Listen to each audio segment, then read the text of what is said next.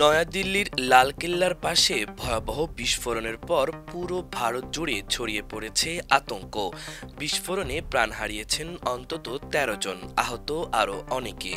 ঘটনাস্থলে পাওয়া গেছে গাড়িতে স্থাপিত শক্তিশালী বিস্ফোরক, যা গোড়া থেকেই সন্ত্রাসী হামলার সন্দেহকে জোরদার করছে। কিন্তু বিস্ময়ের বিষয় হলো, ভারতের রাজনৈতিক নেতৃত্ব ও নিরাপত্তা সংস্থা কেউই এখনও আনুষ্ঠানিকভাবে কোনো গোষ্ঠীকে দায়ী করছে না।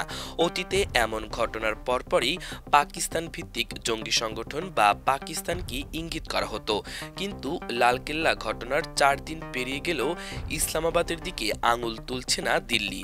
এখন প্রশ্ন উঠেছে, কেন এই সতর্কতা?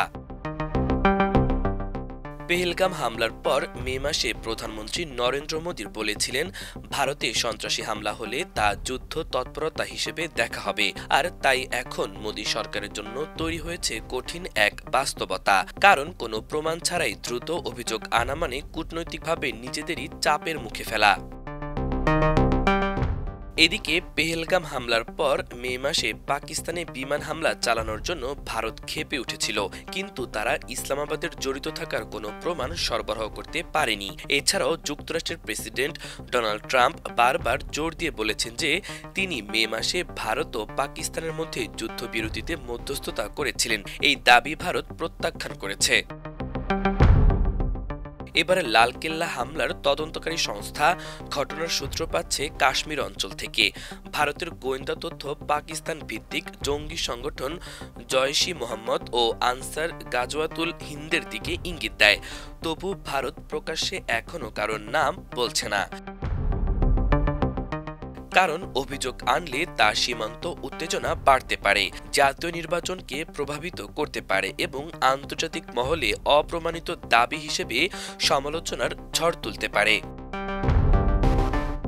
আবার অপরদিকে ভারত বর্তমানে যুক্তরাষ্ট্রের তার রপ্তানির ওপর অতিরিক্ত ৫০% উচ্চ শুল্কের মুখোমুখি এবং কয়েক মাস ধরে আলোচনার পর একটি চুক্তি স্বাক্ষরের কাছাকাছি পৌঁছেছে বলে জানা গেছে।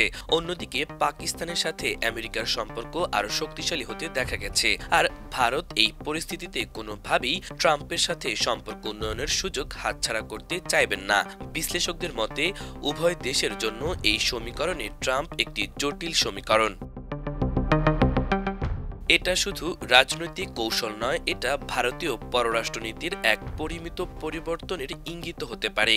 অতীতের তুলনায় এখন ভারত চাপ সামলাতে চায় বেশি আর সংঘাত বাড়াতে চায় কম। পাশাপাশি তারা নিশ্চিত হতে চায় যে অভিযোগ তুলবে তা শতভাগ প্রমাণ ভিত্তিক।